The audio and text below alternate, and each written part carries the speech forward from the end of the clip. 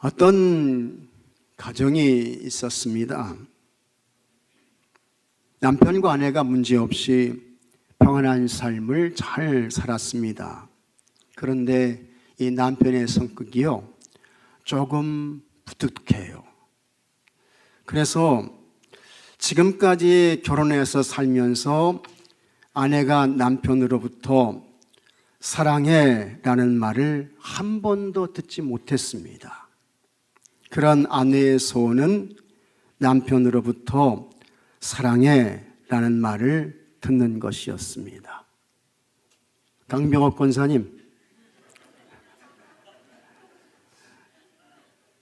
우리 박미선 권사님께 사랑해 몇 번 하셨어요? 네? 1000번. 아이고, 많이 하셨네요. 이 남편은 아내에게 사랑해 이 말을 한 번도 안 했어요. 지금까지 결혼해 살면서. 그래서 남편으로부터 사랑해 이 말을 한번 들었으면 좋겠다, 이런 마음을 가지고 있는 것입니다. 어느 날 아내가 직장에 있는 남편에게 전화를 했습니다. 아내가 말했습니다. 여보, 바쁘세요?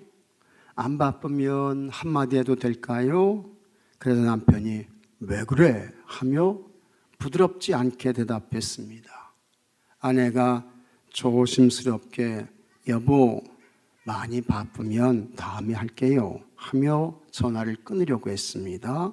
그때 이 남편이 역시 빨리 말해 라고 퉁명스럽게 이야기를 했습니다. 아내가 남편에게 말했습니다. 여보, 안사랑의 씨와 사랑의 씨가 살았어요. 그런데 안사랑의 씨가 죽었어요. 그러니 누구만 남았을까? 아내의 계획은 그렇게 물으면 남편이 당연히 뭐라고 대답해야 돼요? 사랑해 라고 대답할 것으로 생각을 한 거예요. 그때에 이 아내는 여보, 고마워요. 지금 나에게 사랑해라고 했지요. 나도 당신 사랑해요 라고 말을 하려고 각본을 준비하고 있었습니다. 아내가 긴장을 하며 남편이 사랑해 라는 말이 나오기를 기다렸습니다. 그런데 그 순간 남편이 역시 칼로 물을 자르듯이 전화 끊어. 답답한 아내가요, 긴 한숨을 크게 내쉬었습니다. 여러분 가정에서 사랑을 말하시기 바랍니다. 사랑을 표현하세요. 그래서 여러분 가정들마다 사랑의 꽃이 활짝 피어나서 행복한 가정을 세우시고 행복한 삶을 살아가시는 모든 분들이 되시기를 주의 이름으로 축복합니다. 꼭 아멘 안 하시는 분이 있어요. 그런 분들은 나는 행복한 삶 안 살겠습니다, 뭐 그런 겁니까? 다 행복하게 사시기를 주의 이름으로 축복합니다. 이것은 하나님과의 관계에서도 다르지 않습니다. 하나님께서 복을 주셔야 합니다. 우리는 하나님께서 주시는 복을 받고 누리며 살아야 합니다. 그래야 행복하게 되는 거예요. 우리 하나님은 복을 주시는 좋으신 분이신 것을 믿으시기 바랍니다. 하나님께서 여러분에게 복을 주시기 위해서 여러분을 택하셨습니다. 복을 주시기 위해서 여러분을 부르셨습니다. 그러므로 하나님의 택함과 부름을 받은 우리는 하나님께서 주시는 복을 받고 누리며 살아야 하는 것입니다. 그러나 하나님은 무조건 아무에게나 복을 주시지 않습니다. 하나님의 복을 받고 누리는 사람은 따로 있어요. 그러면 우리가 하나님의 복을 받고 누리며 살기 위해서, 그래서 행복한 가정과 행복한 삶을 살기 위해서 어떻게 해야 될까? 첫째로 교회를 멀리하거나 교회를 떠나서는 안 됩니다. 절대로 교회를 멀리하거나 교회를 떠나서는 안 돼요. 항상 교회 중심의 삶을 사시고 언제나 교회 안에 있으셔야 하고 하나님 교회와 가까운 삶을 사셔야 하는 것입니다. 4절 말씀을 보십시오. 주의 집에 사는 자들은 뭐가 있다고요? 복이 있나니. 주의 집에 사는 자들은 복이 있다. 그들이 항상 주를 찬송하리이다. 여기서 주의 집은 어디입니까? 이때의 주의 집은 하나님의 성전이에요. 오늘의 주의 집은 어디냐? 하나님의 교회인 것을 믿으시기 바랍니다. 그래서 반드시 교회 안에 있으셔야 합니다. 이 교회가 예수님의 몸이에요. 꼭 교회 안에 있으셔야 돼요. 그리고 교회 중심의 삶을 사셔야 하는 것입니다. 하나님께서 에스겔을 통해서 환상을 보여주십니다. 하나님의 성전이 회복될 것이다 말씀하는데, 그때에 성소가 이스라엘 백성들의 중심, 중앙에 있게 하라 말씀하십니다. 에스겔 48장 8절에 유다 경계선 다음으로 동쪽에서 서쪽까지는 너희가 예물로 드릴 땅이라. 너비는 25,000척이요 길이는 다른 몫의 동쪽에서 서쪽까지와 같고 성소는 같이 하겠습니다. 그 중앙에 있을지니. 성소가 어디 있으라고 했습니까? 중앙에. 중앙에 있게 해라 말씀하는 것입니다. 에스겔 48장 10절에도 그 중앙에 여호와의 성소가 있게 하고 했습니다. 21절에도 성전의 성소가 그 중앙에 있으리라 했습니다. 성소가 중앙에 있는 거예요. 그리고 그곳에 하나님께서 임재하십니다. 하나님께서 찾아오셔서 복을 내리십니다. 은혜를 베푸십니다. 번성을 주십니다. 왕성함도 주십니다. 소성함도 주십니다. 치유도 주십니다. 회복도 주시는 것입니다. 하나님께서 복을 내리셔서 이스라엘 백성들이 복을 받고 누리게 하시는 것입니다. 하나님의 복이 어디서부터 시작되고 누구에게 하나님의 복이 임할까? 하나님 교회가 중심이 되고 그 교회 안에서 거룩한 성도로 사는 그 사람들에게 하나님께서 복을 주시는데 이른 비처럼 주시고 늦은 비처럼 채워주시는 것을 믿으시기 바랍니다. 하나님의 영적인 시온성이 되는 우리 교회가 여러분의 삶의 중심이 되시고, 이 교회 안에서 여러분들이 하나님 앞에 서는 그날까지 신앙생활을 잘해서 모든 것이 풀려지고 모든 것이 열려지며 하나님께서 허락하시는 좋은 것을 받고 누리는 여러분들이 되시기를 주의 이름으로 축복합니다. 둘째로, 주일을 멀리하거나 주일을 떠나서는 안 됩니다. 같이 하겠습니다. 이 주일을 멀리하면 안 돼요. 이 주일을 떠나서는 안 됩니다. 주일에서 멀어지고 주일에서 떠나면 하나님의 복이 나에게서 멀어지고 나에게서 떠나게 되는 것입니다. 가정과 기업에도 하나님의 복이 임하지 않습니다. 창세기 2장 3절의 다음과 같은 말씀이 나옵니다. 하나님이 그 일곱째 날을 같이 하겠습니다. 복되게 하사 거룩하게 하셨으니. 며칠 날을 복되게 하셨어요? 일곱째 날. 그날을 복되게 하셨다. 그날을 거룩하게 하셨다. 이는 하나님이 창조하시며 만드셨던 모든 일을 마치시고 그날에 안식하셨음이니라 했습니다. 창조일을 마치셨습니다. 하나님께서 쉬셨습니다. 그날은 안식일입니다. 그렇게 하나님께서 쉬셨던 그 안식일을 하나님께서 복되게 하셨다고 했습니다. 그날을 거룩하게 하셨다고 했습니다. 다른 날은 하나님께서 복되게 하시고 거룩하게 하시고 그와 같은 말씀이 없어요. 그러나 일곱째 날, 그날을 하나님께서 복되게 하신 거예요. 그날을 거룩하게 하셨습니다. 그러므로 하나님이 안식하시며 하나님이 복되게 하시고 거룩하신 그날에 참여하면 여러분 하나님께서 주시는 복을 받게 되는 줄로 믿으시기 바랍니다. 복을 받는 거예요. 그런데 그 안식일이 신약으로 넘어오면서 무슨 날로 바뀝니까? 주일로 바뀌게 되는 거예요. 왜 그러냐?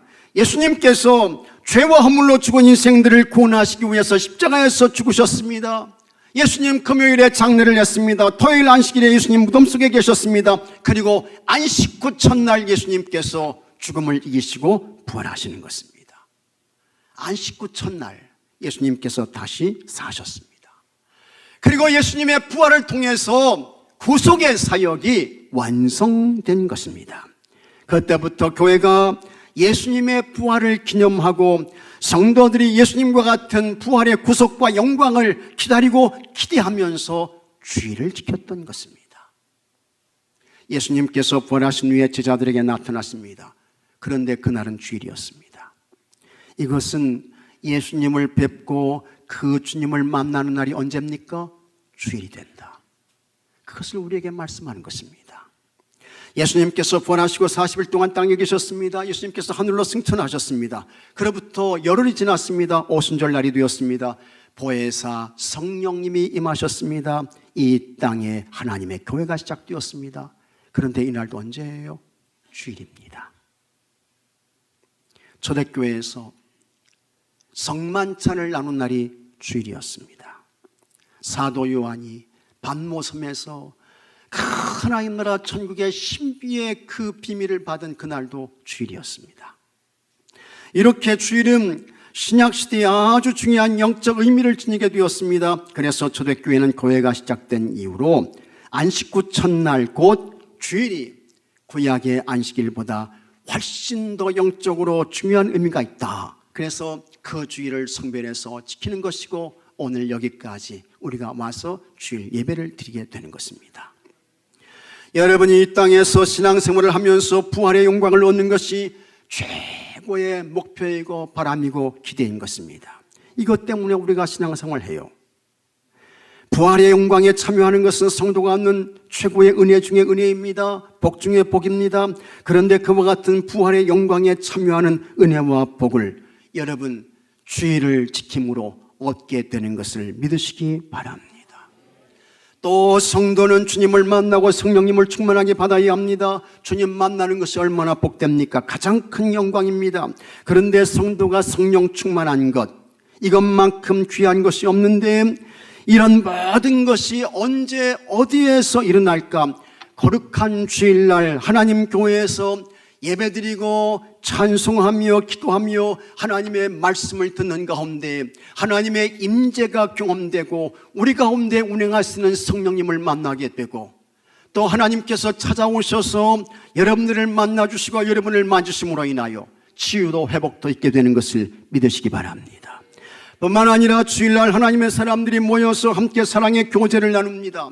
일주일 동안 혹은 며칠 동안 만나지 못했던 사람들을 주일날 만나요. 만나서 기쁨으로 인사합니다. 웃으며 축복합니다. 하나님의 평강과 복을 빕니다. 반갑습니다. 잘 오셨습니다. 사랑합니다. 축복합니다. 거기에 뭡니까? 교회 천국이 이루어지게 되는 거예요.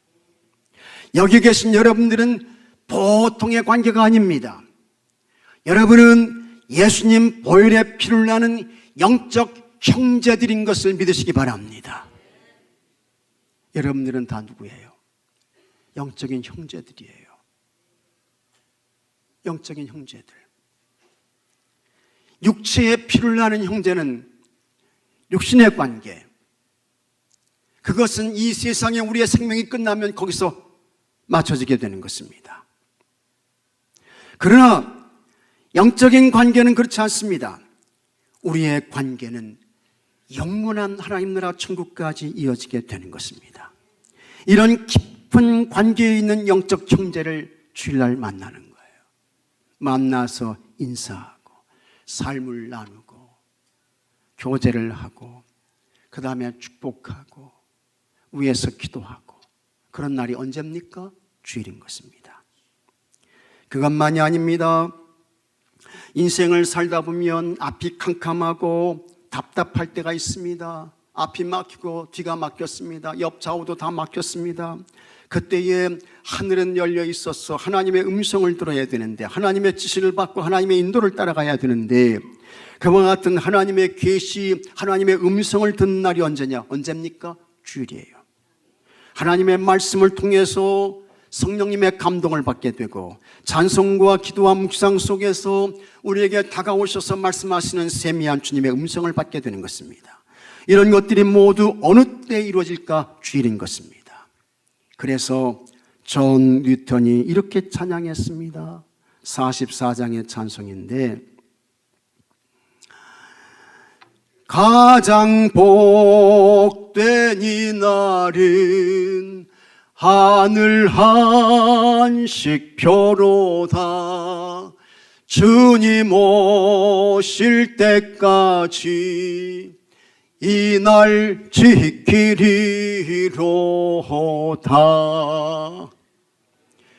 여러분 인생의 삶에서 가장 복된 날이 언제일까? 언제예요? 언제예요? 주일이에요. 가장 복된 날이, 정말 좋은 최고의 날이 주일입니다. 이날 하나님의 안식, 하나님의 평강을 받고 누리고 하나님의 계시를 듣고 하나님의 음성이 들려오게 되고 하나님의 만져주심을 받게 되고, 이게 다 언제 이루어집니까? 거룩한 주일날. 그래서 존 뉴턴은 주님 오실 때까지 어떻게 한다고요? 이날 지키리로다. 이날 지킨다. 찬송하고 있는 것입니다. 이렇게 주일은 가장 복된 날, 좋은 날, 행복한 날, 최고의 가치 있는 날, 의미 있는 날인 것입니다. 그런데 그와 같은 주일을 멀리해요. 이 주일을 떠나는 거예요. 가장 복된 날이 그 인생의 삶에서 없어진 것입니다. 하늘 안식이 그 인생에서 떠나간 거예요. 정말 미련한 인생이에요. 가장 어리석은 삶을 사는 것입니다. 무엇이 귀하고 어떤 것이 우선인지 이걸 모르는 거예요. 그런 삶에는 안식이 없습니다. 평강이 없습니다. 복이 없어요. 하나님의 음성이 들려지지 아니하고 혼돈과 혼란과 부질서의 삶을 살게 되는 것입니다. 여러분 참 거룩한 주일을 잘 성별하셨습니다. 주님 오시는 그날까지, 하나님 앞에 서는 그때까지 이 날을 잘 지키시기 바랍니다. 그런 여러분들에게 복의 문이 활짝 열려지게 될 것입니다. 여러분이 모두 주일을 거룩하게 성별해서 지킴으로 하나님의 복을 받고 누리는 영적인 성공자들이 되시기를 주의 이름으로 축복합니다. 셋째로 11조에서 멀어지거나 11조를 떠나서는 안 됩니다. 하나님은 인간이 복된 삶을 살도록 영적인 법칙을 주셨습니다. 이 법칙대로 살아, 그것 준행해, 그러면 하나님의 복이 임해 말씀하시는데, 그것이 11조예요. 구약시대나 신약시대나 변함이 없고 바뀜이 없는 것입니다. 창세기 14장에 아브라함이 멜기세덱에게 11조를 바칩니다. 이 멜기세덱은 시작도 없고 끝도 없는 하나님의 제사장이에요. 시작도 끝도 없다. 그러면 이 사람 누굽니까? 하나님이에요. 신약으로 오게 되면 이 멜기세덱이 누굽니까? 예수님인 것입니다. 아브라함이 그 멜기세덱에게 11조를 드리게 되는 것입니다. 아브라함이 왜 멜기세덱에게 11조를 드렸을까? 그것은 하나님께서 정하신 법칙이기 때문이었습니다. 이렇게 아브라함이 11조를 바침으로 이 아브라함이 복을 받게 됩니다. 그래서 그를 높이시는데, 이 아브라함을 믿음의 뭐가 되게 하세요? 조상이 되게 하시는 거예요. 믿음의 조상이라고 하는 것은 이 아브라함을 통해서 모든 열방 열국의 사람들이 하나님을 이렇게 섬기는 것이다, 이걸 배우게 되는 것입니다. 뿐만 아니라 그 아브라함에게 하나님께서 엄청난 복과 은혜를 내리셨는데, 이 아브라함 집에 몇 명의 군대가 있었습니까? 318명의 군인들이 있었어요. 구약학자들은 그냥 318명, 여기 딱 이렇게 보면 안 된다. 이 318명 속에 포함된 모든 그와 같은 가족들, 무리들이 있는데 그 사람들이 약 1000명 정도 된다. 그렇게 보는 거예요. 318명 가운데 가족도 있고 자녀들도 있고 다 그렇지 않겠습니까? 그러니까 아브라함 밑에 있었던 그와 같은 사람들이 전체가 몇 명? 1000명 정도 될 것이다. 구약학자들은 그렇게 보는 거예요. 맞는 것 같아요. 사실입니다. 그 아브라함이 엄청난 그와 같은 하나님의 복을 받았는데 이 318명을 데리고 가가지고 이제 롯을 구출해 오게 되는 것입니다. 이런 은혜와 복이 아브라함에게 어떻게 오게 되었는가? 하나님께 11조 드리니까. 하나님께서 아브라함에게 복 주시는 거예요. 은혜를 베푸시는 것입니다.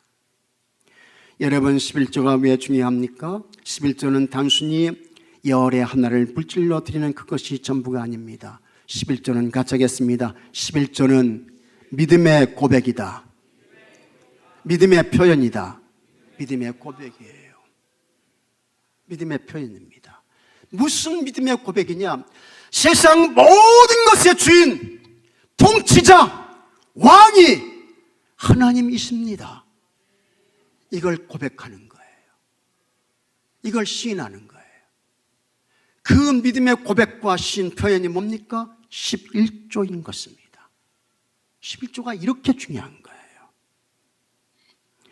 세상의 삶을 사는 데 있어서 여러분의 것이 무엇입니까? 여러분의 것이 어디에 있어요? 내 생명이라고 여러분 내 마음대로 할 수 있습니까? 어림도 없는 이야기예요. 내 것이라고 할 수 있는 것은 아무것도 없습니다. 여러분들이 가진 것 중에 받지 아니한 것이 무엇이 있습니까? 다 하나님께로부터 온 것입니다. 하나님께서 주신 것이에요. 그래서 사도 바울이 말씀했습니다. 로마서 8장 12절에 같이 하겠습니다. 그러므로 형제들아, 우리가 빚진 자로 돼. 우리는 누구라고요? 빚진 자야. 누구한테 빚졌어요? 하나님께. 그러므로 형제들아, 우리가 빚진 자로 돼. 우리 다 하나님께 빚진 인생 사는 것입니다. 그 빚을 하나님께 갚아드려야 돼요.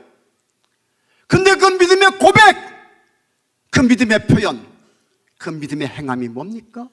그게 11조인 것입니다. 그럼에도 불구하고 하나님 아닙니다. 악착같이 내 것이라고 우기는 사람들이 있어요. 이런 사람들을 향해서 하시는 예수님의 무서운 경고의 말씀이 있습니다. 누가복음 12장 20절에 하나님은 이르시되 어리석은 자여, 참 어리석다, 미련하다, 부지하다 말씀하시는 것입니다. 하나님은 이르시되 어리석은 자여, 오늘 밤에 내 영혼을 도로 찾으리니 그러면 내 준비한 것이 누구의 것이 되겠느냐? 하나님께서 자기 것이라고 미련하게 우기고 나오는 그 사람의 영혼을 오늘 밤에 취하신다는 것입니다. 그때 비로소 세상에서 내 거는 아무것도 없군요 깨닫고 알게 되지만 이미 때는 늦었어요. 기회는 지나갔습니다. 우리는 하나님 앞에서 진실해야 합니다. 믿습니까 여러분? 거짓이 없어야 돼요. 그것이 뭡니까? 세상 모든 것은 내 것이 아니고 하나님의 것임을 인정하는 것입니다. 신하는 것입니다. 이것이 믿음입니다. 이것이 겸손인 것입니다. 바로 이렇게 세상의 모든 것이 하나님의 것임을 인정하는 믿음의 표현, 신앙의 고백, 그게 뭐냐? 11조인 것입니다. 그리고 나의 생명, 나의 가정, 내가 하는 사업, 나의 기업의 주인이 하나님이심을 인정하는 그와 같은 믿음을 가지고 11조를 드릴 때 하나님께서 그 믿음을 보시는 거예요. 그 믿음을 받으시는 거예요. 그리고 하나님께서 하늘문을 여시고 그에게 은혜와 복을 쌓을 곳이 없도록 부어주시는 줄로 믿으시기 바랍니다. 갈릴리 바다에서 물고기를 잡던 베드로는 예수님의 제자가 되므로 복받은 사람이 됐습니다. 그는 어부였지만 기독교 역사에서 찬란하게 빛나는 신앙의 위대한 인물이 됐습니다. 그러나 가룟 유다는 예수님의 제자가 되므로 저주받은 인생이 됩니다. 예수님께서 차라리 너는 나지 아니하였더라면 좋을 뻔하였다. 예수님 말씀하십니다. 같은 예수님의 제자였지만 그 결과는 완전히 달랐습니다. 유능한 의사의 손에 들려진 예리한 칼은 죽어가는 생명을 살리는 의로운 도구가 돼요. 하지만 강도의 손에 잡혀진 예리한 칼은 사람의 생명을 빼앗는 무서운 흉기가 되는 것입니다. 이것은 무엇을 말할까? 똑같은 것이지만 누구의 손에 잡혀지고 어떻게 쓰여지느냐에 따라 결과는 완전히 달라진다는 것입니다. 마찬가지로 세상의 모든 것이 하나님의 것임을 인정하고 고백하면서 하나님께 11조를 성별해서 바칠 때에 하나님께서 하늘 보고의 문을 여시고 복을 내리시는 것입니다. 그러나 여러분, 내가 잘나서, 내가 유능해서, 내가 실력이 있어서 잘 사는 줄 착각하며 하나님의 주인 되심을 인정하지 않습니다. 믿음을 고백하면서 온전한 11조를 봉헌하지 않아요. 그러면 하나님께서 주신 복도 거두십니다. 호세아 2장 9절에 그러므로 내가 내 곡식을 그것이 익을 계절에 도로 찾으며, 하나님이 찾으셔요. 내가 새 포도주를 그것이 맛들 시기에 도로 찾으며 또 그들의 벌거벗은 몸을 가릴 내 양털과 내 삶을 빼앗으리라. 하나님 가져가신다는 거예요. 하나님이 빼앗으신다는 거예요. 호세아 2장 12절에는 이런 말씀도 있습니다. 그가 전에 이르기를 나를 사랑하는 자들이 내게 준 값이라 하던 그 포도나무와 무화과나무를 거칠게 하여 숯불이 되게 하며 덜짐승들에게 먹게 하리라. 하나님께서 포도나무, 무화과나무를 어떻게 해요? 거칠게 하신다고 했습니다. 거칠게 한다. 이 말은 열매가 없다, 그런 말씀이에요. 수확할 것이 없게 된다. 혹 열매가 있다 할지라도 그것을 뭐한테 줘요? 짐승에게 준다는 거예요. 짐승에게. 이거 하나님 말씀이에요. 이렇게 되면 그 일생의 삶에 남는 것은 뭐밖에 없습니까? 헛수고, 허탕, 허무, 헛발질, 이런 것밖에는 없게 된다는 것입니다. 슬픔의 인생이 되고 통곡의 삶이 되고 통탄의 삶이 된다는 것입니다. 11조는 여러분 본질적으로 돈의 문제가 아닌 것입니다. 여러분의 신앙의 관점을 바꾸셔야 돼요. 11조는 믿음의 문제인 것입니다. 11조가 바로 되지 않는 것은 믿음이 잘못된 거예요. 신앙의 근본이 바로 되지 않은 것입니다. 신앙의 근본이 잘못되면 모든 것이 제대로 될 수 없습니다. 예수님께서 11조에 대하여 이렇게 말씀하셨습니다. 마태복음 23장 23절에 화 있을진저 외식하는 서기관들과 바리새인들이여, 너희가 박하와 회양과 근처의 11조는 들이되 율법에 더 중한 바 정의와 긍휼과 믿음은 버렸도다. 그러나 이것도 행하고 저것도 버리지 말아야 할지니라. 예수님께서 11조 버리면 안 된다, 그거 말씀하신 거예요. 미국에 유명한 비누 치약 회사가 있습니다. 콜게이트입니다. 이 콜게이트는 사람 이름이에요. 이 콜게이트가 16살 때 집이 너무 어려웠습니다. 뭐 정말 세상 말로 찢어지게 가난했어요. 그래서 16살 이 콜게이트가 돈을 벌기 위해서 내가 가만히 있으면 안 되겠다 해가지고 미국 뉴욕으로 가야 되겠다, 이렇게 결심을 하게 돼요. 그 사실을 집안에 3,000벌 되는 사람에게 이야기를 하게 되는데, 그 사람은 배를 부리는 선장이었습니다. 그리고 이 3,000벌 되는 사람이 아주 믿음이 좋은 사람이었어요. 콜게이트가 뉴욕으로 간다는 이야기를 듣고 이 콜게이트를 불러놓고 이 3,000볼트 되는 사람이 이렇게 이야기를 합니다. 뉴욕에 가장 으뜸 가는 비누 제조업자가 생겨날 텐데 그것이 바로 네가 될 수도 있다. 단 착한 사람이 되어라. 그리고 정량의 비누를 만들고 내 마음을 그리스도께 드려라. 가장 중요한 것은 11조를 하나님께 반드시 바쳐라 이야기를 하는 거예요. 16살 콜게이트가 뉴욕에 왔습니다. 이 아이가 기도하며 약속한 그대로 다 행합니다. 하나님 앞에 어김없이 11조를 꼬박꼬박 성별해서 바쳐요. 처음에는 회사의 종업원으로 들어갔습니다. 후에는 그가 동업자가 됩니다. 나중에는 하나님께서 그를 높이셔서 회사의 주인이 되고 그 회사의 사장이 돼요. 콜게이트가 치약과 비누로 세계적인 부자 거부가 됐습니다. 그는 하나님의 은혜와 사랑이 얼마나 크고 놀라워서 감사했던지 이 콜게이트는 평생 여러분 10의 5조를 드렸습니다. 10의 5조를 드렸어요. 일평생 동안. 여러분은 세상 모든 것의 주인이 하나님이심을 고백하며 온전한 11조의 생활을 봉헌하게 되면 하나님께서 그 믿음을 받으시고 반드시 꼭 하나님께서 복을 내리시고 은혜의 은혜를 베푸신다는 것을 믿으시기 바랍니다. 예수님 믿고 구원받은 것은 기본입니다. 그건 기본 중에서도 기본이에요. 우리는 이 단계를 넘어서야 합니다. 어디까지 가야 할까? 하나님께서 우리에게 허락하시는 복을 받고 누리며 살아야 할 줄로 믿습니다. 그러기 위해서는 교회에서 11조를 멀리하거나 11조를 떠나서는 안 됩니다. 11조에서 멀어지거나 11조를 떠난 것은 여러분 믿음이 무너진 것입니다. 거기엔 구원 없어요. 하나님의 복이 없어요.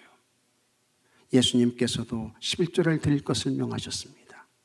그러므로 세상 모든 것의 주인 통치자가 하나님이십니다.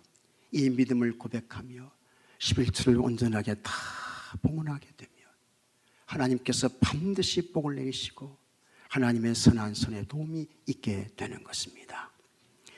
일제강점기 때에 평양에 최권능 목사님이 있었습니다. 아주 유명하신 분이세요. 이분은 새벽마다 평양 시내를 다니면서 예수천당, 예수천당을 외치며 사람들에게 전도했던 분입니다. 사람들이 새벽마다 예수천당 하니까 그 소리를 듣고 사람들이 일어나요. 그리고 이제 일터에 나가고 밥도 만들고 이제 그러는 것입니다. 한 번은 최권능 목사님께서 평양 시내를 다니며 예수천당을 외치며 전도하는데 일본 순사가 그날따라 말을 타고 가다가 예수천당 소리를 듣고 말이 놀라가지고 이 말이 뜨니까 일본 순사가 그 말에서 떨어졌어요. 그러면 지가 잘못해서 떨어졌으니까 그냥 그런가 보다 해야 되는데 이 일본 순사 이놈이 이 나쁜 놈이야. 예수 천당 해가지고 말 놀랬다고 해가지고 그래서 말해서 떨어졌다고 해가지고 최권능 목사님을 붙잡아가지고 가서 막 채찍으로 이 목사님을 막 때리는 거예요. 못된 놈이죠. 그런데 이 최권능 목사님이 매를 맞을 때마다 이 목사님이요 예수를 외치는 거예요. 약하게 때리면 예수, 세게 때리면 예수 이러는 거예요.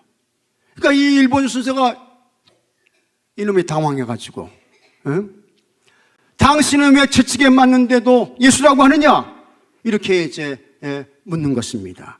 그때 최권능 목사님이 이렇게 대답합니다. 나는 내 안에 예수님으로 충만하기 때문이요. 최권능 목사님이 이렇게 대답을 하는 것입니다. 이 최권능 목사님은 그의 속 전체가 뭐로 충만했던 거예요? 예수님으로. 그러니까 예수님이 그 입에서 나왔던 것입니다. 사람은 마음속에 있는 것이 입으로 나오고 그 마음속에 있는 것이 삶으로 행동으로 드러나게 되는 것입니다. 여러분의 마음과 생각이 하나님의 말씀으로 채워져 있으면 그것이 틀림없이 어떻게 해요? 삶으로, 생활로 표현되고 드러나게 되는 것입니다.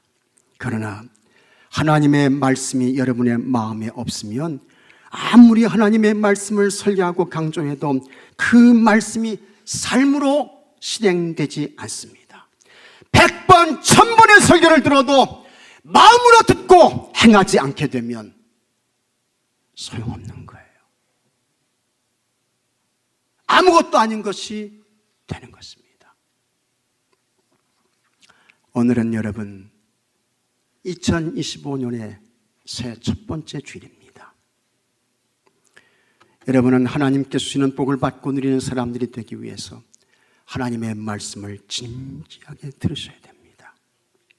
그리고 그 말씀이 여러분 속에 채워져서 그 삶이 삶으로, 행함으로 드러나고 표현되고 나타나야 하는 것입니다. 11조를 멀리하거나 11조를 떠나면 안 됩니다. 여러분의 온전한 11조를 하나님께 반듯하게 봉헌해서 하나님께서 주시는 하늘의 신령한 복, 땅에 기름지고 좋은 복을 마음껏 받고 누리시는 우리 교회의 모든 성도들, 가정, 가족들, 여러분의 일터가 되시기를 주의 이름으로 축복합니다. 다 같이 기도합시다. 하나님 아버지 감사합니다. 우리에게 2025년의 새해 첫 주일을 허락하시니 감사합니다. 교회가 중심된 삶을 살게 하시고 항상 교회와 가까운 삶 살게 해 주옵소서. 주일을 성별해서 주님 앞에 서는 그날까지 잘 지키며 살게 해 주옵시고 절대로 11조에서 멀어지거나 11조에서 떠나지 않아서 하나님께서 허락하시는 하늘의 신령한 복, 땅에 기름지고 좋은 복의 복을 받고 누리며 나눠주며 살아가는 모든 우리 교회의 성도들, 가정들, 가족들, 자녀들, 자손들 되게 하여 주시옵소서. 우리 주 예수 그리스도의 이름으로 간절히 기도하옵나이다. 아멘.